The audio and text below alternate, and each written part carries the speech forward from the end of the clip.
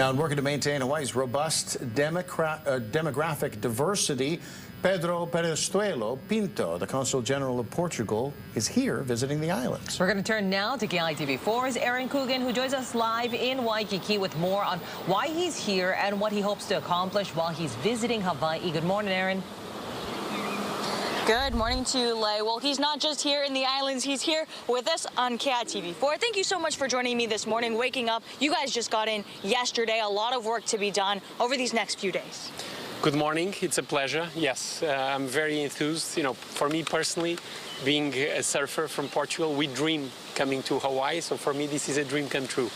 But more importantly, this is a moment of recognition and getting to know the Portuguese community here.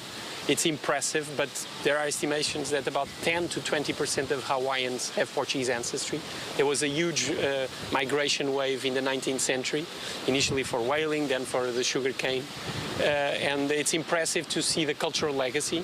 The most famous perhaps is the ukulele that comes from a Portuguese musical instrument, but it is also in your gastronomy, malasadas, the Portuguese sausage, and the Portuguese, or the people, Hawaiians of Portuguese ascendancy, they have a very meaningful presence in Hawaiian economy, in Hawaiian politics. There's many that have Portuguese ancestry that now have political responsibilities, so it's a huge pleasure to be here and get to know in local the Hawaiian culture and legacy. A huge Portuguese presence, as you mentioned. Now you're trying to grow that, and that's why you're here. You have meetings with legislatures, trying to improve and grow that relationship. Yeah. One of the main aspects in that direction is the possible state-sister relation between Hawaii and Madeira. Madeira is an island, an archipelago in the middle of the Atlantic, where a large part of the Portuguese that came here came from. Azores is the other archipelago, where the other large part came. We call those two islands the Hawaii of the Atlantic, given the similarities they have. And with this program, we expect that there will be a spillover effect to foster the relation. Obviously, it's almost the other side of the world, so distance is what it is. But you know, means of communication, means of transportation help to shorten the distance. So there's plenty to develop. But the root of this connection is very much the Portuguese community here in Hawaii, which is the most visible face of Portugal in this beautiful part of the world.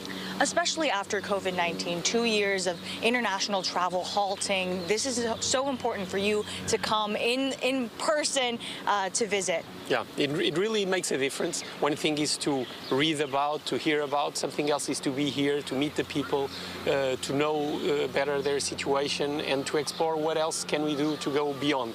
And for me, really, to come here and after these 2 tough years, it's very, very meaningful. And now we can start having again gatherings of the Portuguese community. We had one yesterday. We'll have a few more these days. We're here in Oahu for 3 days. Then we'll go to the Big Island.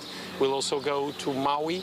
I'm here with the Portuguese honorary consul, Tyler.